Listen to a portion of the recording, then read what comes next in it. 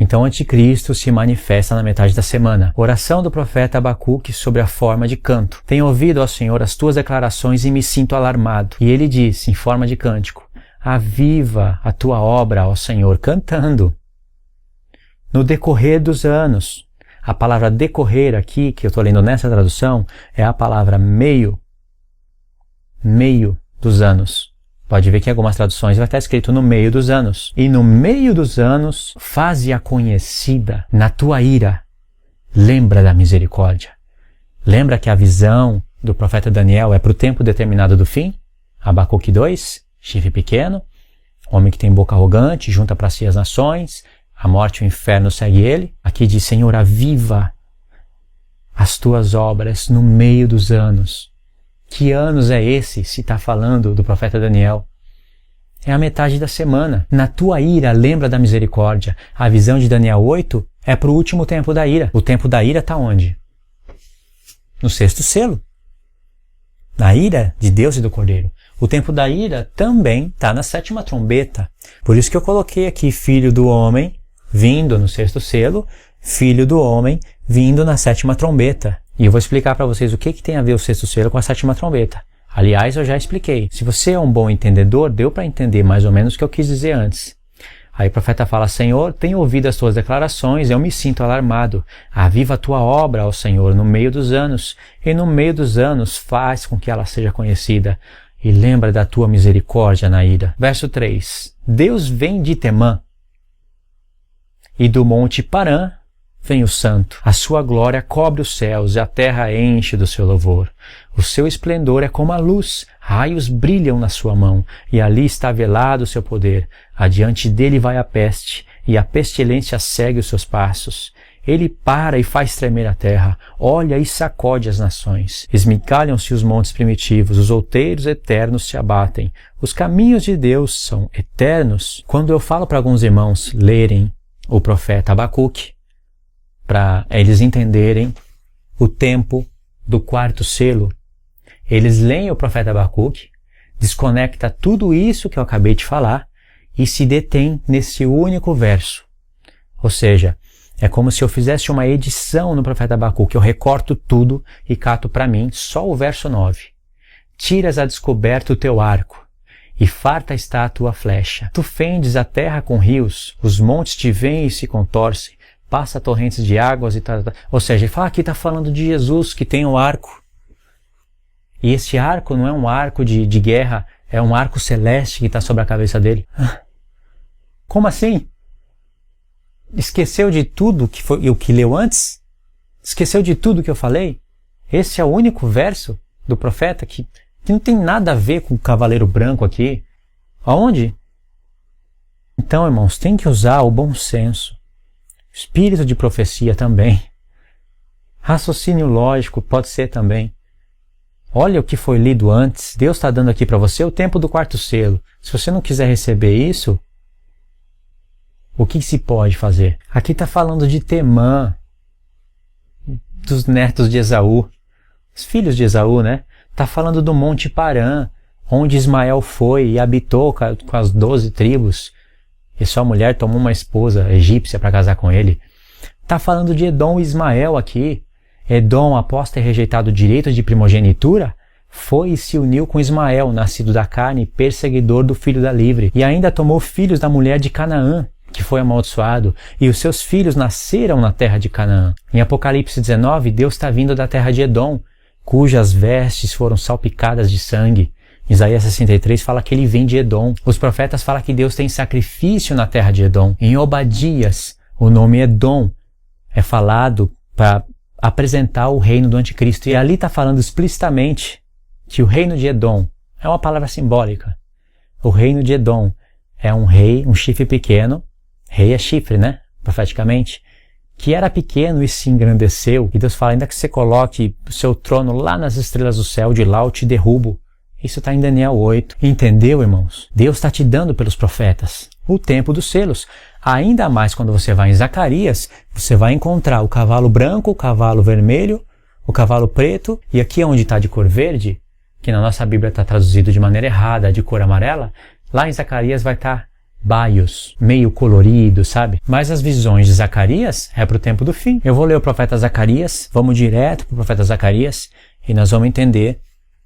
O que eu posso explicar, eu vou explicar. O que eu não consigo explicar, ainda estou meditando, eu vou deixar aí a dica para vocês. Se vocês puderem ajudar com alguma informação, né, a gente pode somar as ideias. Olha só, outra vez levantei os olhos e vi, visão de Zacarias. E eis 4 carros que saíam dentre 2 montes, e esses montes eram de bronze. No primeiro carro, os cavalos eram vermelhos. A palavra vermelho aqui é a palavra Adom, vermelho ruivo, que nos lembra Edom. Lembra que Edom, ele era Adom de Jacó? Olha, tem uma maravilha muito grande aqui que não vai dar para explicar tudo. Mas aqui essa palavra que está cavalos vermelhos, a primeira vez que aparece essa palavra foi relacionada com Edom, com Esaú. Lembra quando ele quis aquele guisado vermelho e por querer aquilo vendeu o seu direito de primogenitura? E desprezou? É aqui, a primeira vez que aparece a palavra é lá. No segundo, pretos, no terceiro, brancos e no quarto, baios. Todos eram fortes. Então perguntei ao anjo que falava comigo, Senhor, o que é isso? O anjo me respondeu, são os 4 ventos do céu que saem de onde estavam perante o Senhor Deus de toda a terra. O que eu não consegui entender ainda? Os 2 montes de bronze. Eu sei que bronze faz uma menção ao reino da Grécia e também faz menção a juízo. Bronze é usado como juízo na Bíblia, mas é mais usado para falar do reino da Grécia, dos filhos de Javã. Mas por que 2 montes? Será que tem alguma coisa a ver com as coxas da estátua? Porque as coxas eram de bronze, eram 2. Bom, não sei, eu não consegui conectar isso daí. Se vocês conseguirem, aí vocês deixam aí no comentário para eu ler e para a gente somar as ideias. Mas o que eu consegui somar, e eu posso adiantar para vocês, é que está falando que esses cavaleiros são os 4 ventos do céu. O que é os 4 ventos do céu? A gente tem que ir na Bíblia, né? Os 4 ventos do céu aparecem em Daniel capítulo 7. Em Daniel 7 diz assim, no primeiro ano de Belsazar, rei de Babilônia, Daniel teve sonhos e visões, mas na verdade é visões da sua cabeça, né? Quando estava no seu leito. Ele escreveu o sonho e relatou a suma das coisas. Falou Daniel e disse, eu estava olhando durante a minha visão da noite, e eis que os 4 ventos do céu agitavam o grande mar. Aí se levantaram 4 animais. A visão literal é que os ventos sopravam e agitava o grande mar. E daí se levantavam os animais que são impérios, são reinos. No capítulo 8, os 4 chifres de Javã, da Grécia, eles vão para os 4 ventos do céu. O que significaria isso? Em Daniel 11, que é a explicação do capítulo 8, no verso 3 diz o seguinte, depois se levantará um rei poderoso, que reinará com grande domínio. Está explicando sobre o chifre grande. Entre o chifre grande e o chifre pequeno tem 4 chifres. Fará o que lhe aprouver, mas no auge o seu reino será quebrado e repartido para os 4 ventos do céu. Alguns irmãos entendem que aqui está falando só de direções. Por exemplo, os 4 generais de Alexandre o Grande, Cassandro, Licímaco, Seleuco e Ptolomeu. Cada um dominou uma região. Seleucidas conquistou a Síria, de onde, no contexto histórico, saiu Antíoco Epífanes e profanou o santuário de Deus. Por exemplo, Deus estaria dando a região, a localização da onde sai o anticristo, através desse evento histórico. E no profético também. Mas quando você recorre a outros textos da palavra de Deus, por exemplo, Deus não está falando somente de regiões. É claro que ele está falando também de regiões, mas os 4 ventos do céu está falando, na verdade, de guerra, de espada, de conflitos, de fome. Sabe por quê? Porque os 4 ventos do céu combatiam o grande mar.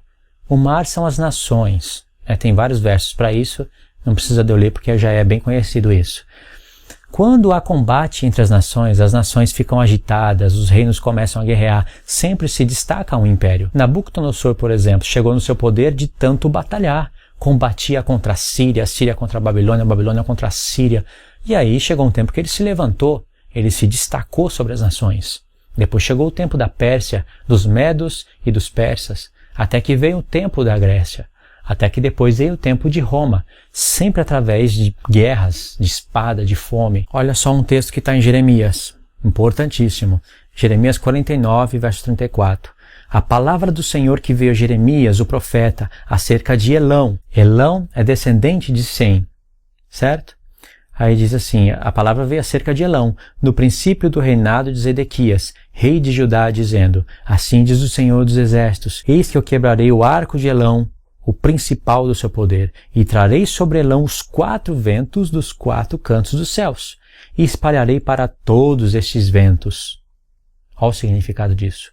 Não haverá nação aonde não chegue os fugitivos de Elão. Está falando de vários lugares, né? Mas olha só. E farei que Elão desfaleça diante dos seus inimigos, diante dos que procuram a sua morte. Farei vir sobre Elão o mal, o furor da minha ira, diz o Senhor. Enviarei após eles a espada, até que os tenha consumido. E porei o meu trono em Elão. E destruirei dali o rei e o príncipe, diz o Senhor. Acontecerá, porém, nos últimos dias, que restaurarei o cativeiro de Elão, diz o Senhor. Quando Daniel teve a visão, ele estava em Elão. Elão, no contexto histórico, é uma região ali que estava perto dos Medo-Persas. A antiga Pérsia hoje é o atual Irã. Tá vendo como as coisas vão se encaixando?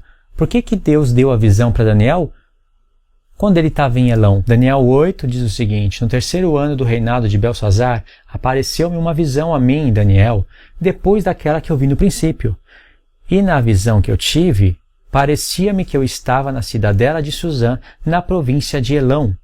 E conforme a visão, eu estava junto ao rio Ulai. E aí ele vai ver os Medos, Madai e Javã brigando um com o outro. A Pérsia e a Grécia. E essa visão é para o tempo determinado do fim. Entende por que Deus deu a visão para ele?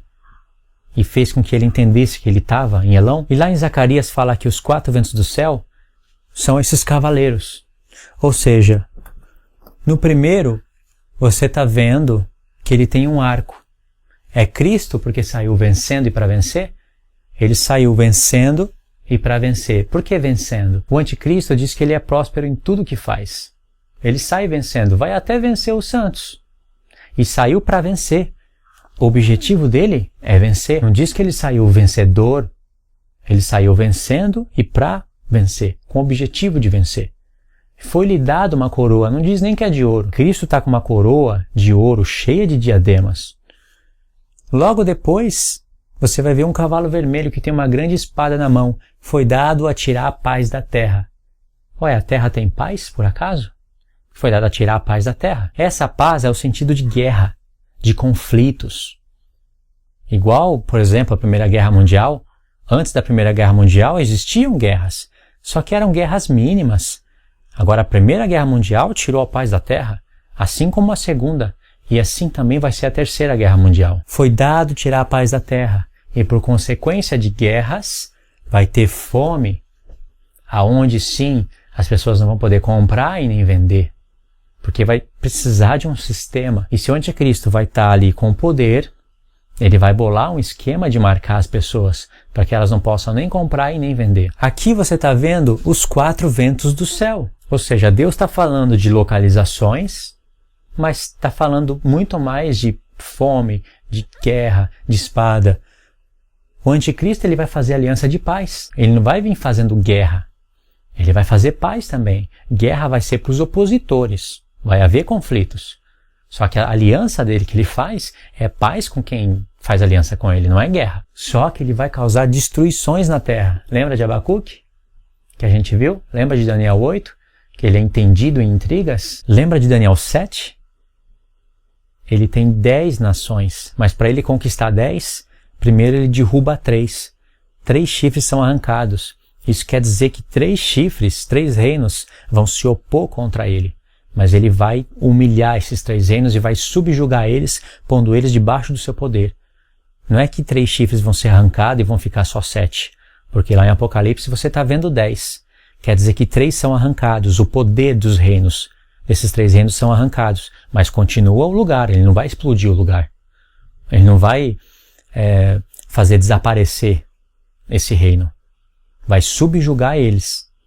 E quando ele conseguir isso, pode ver lá que quando ele cresce, aí ele batalha contra 3 reinos, e esses 3 reinos caem para dar lugar a ele, aí sim ele chega na arrogância. Aí ele fica orgulhoso. E é interessante que Deus coloca cada um dos 4 seres viventes para chamar esses cavalos. Quer dizer que Deus tem autoridade sobre todas essas coisas.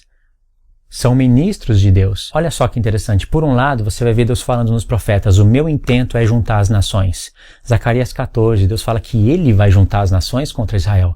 Assim como lá em Ezequiel 38, 39, ele fala que ele que vai trazer Gog e Magog, vai pôr um anzol na boca e vai arrastar. É ele que faz isso. Mas por outro lado, você vê que é o chifre pequeno que junta as nações para si. Como a gente leu em Abacuque. Ele é o homem de alianças. Isso quer dizer que essas coisas acontecem debaixo do domínio de Deus. Tem os domínios dos reinos da terra. Acima está os principados e potestades nos lugares celestiais. O reino do diabo. Mas acima de tudo isso está Cristo no reino dos céus.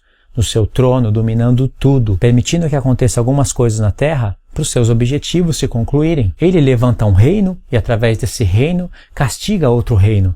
E depois ele castiga esse reino que começou a se engrandecer. Ele pegou e levantou a Síria. Deus levantou a Síria e subjugou todos os reinos da terra. E a Síria começou a se engrandecer. O rei Senaqueribe se colocou acima de todos os deuses do planeta Terra. E quis se colocar acima de Deus. Olha só a tipologia com o anticristo. Gente, começou a blasfemar a Deus, e Deus não permitiu isso não. E Deus fala, como é que pode um martelo se gloriar contra aquele que bate? Deus fala, eu levantei a Síria para cumprir os meus propósitos, mas agora eu vou castigar ela porque ela se engrandece. Então, esses cavaleiros cumprem os desígnios de Deus, cumprem os propósitos de Deus. Mas esse não é Cristo. Não pode ser Cristo porque um selo vai confirmar o outro. Vem o anticristo, faz aliança de paz, ele sai vencendo porque ele é próspero em tudo, vai até fazer batalha contra os santos e vai vencer. Foi-lhe dada uma coroa, lhe deram uma coroa. E depois vem guerra. Você pode até falar a cor do cavalo vermelho representa sangue. Pode, está relacionado.